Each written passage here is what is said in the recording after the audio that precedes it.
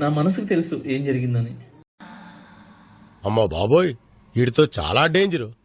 వాళ్ళకి షోస్ లేక చాలా బాధపడుతున్నారు. అమౌంట్ ప్రాబ్లం అవుతుంది, ఇంట్లో ఫుడ్ కు ప్రాబ్లం అవుతుంది. అబ్బా చెప్పుండ్రా అంటే చెప్తారు గింత పొడు.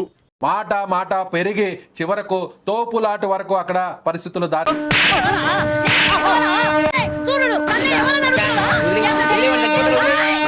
రెండు వర్గాల మధ్య ఒక్కసారిగా విభేదాలు బగ్గుమన్నాయి.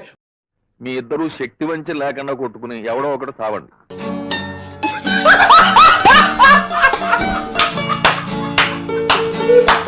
ఇప్పుడు సిచ్యువేషన్ చాలా చాలా చాలా బ్యాడ్ ఉంది.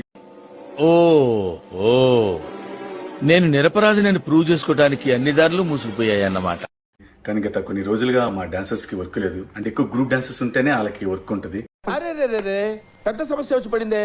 మీడియాలో ఏదైతే స్క్రోల్ అవుతుందో అట్లన్నిటికీ నా తరపు నుంచి ఒకే ఒక సమాధానం, చెప్పు, చెప్పి తగలడు.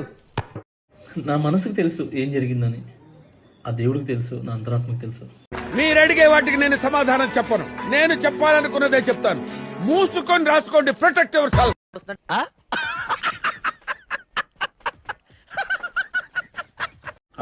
వాళ్ళకి షోస్ లేక చాలా బాధపడుతున్నారు. అమౌంట్ ప్రాబ్లం అవుతుంది, ఇంట్లో ఫుడ్ కు ప్రాబ్లం అవుతుంది. ఇలాంటి అదవాళ్ళు ఎక్కడ పడితే అక్కడ ఉంటారండి.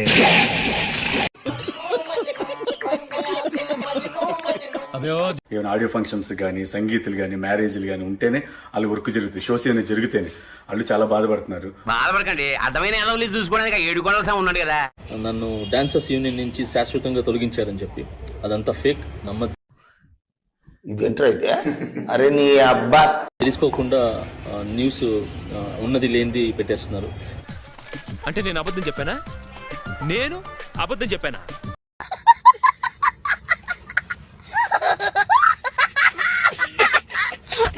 కరెక్ట్గా న్యూస్ తెలుసుకుని పెట్టండి, ఎందుకంటే దానివల్ల అవతల మనుషులు బాధపడతాయి.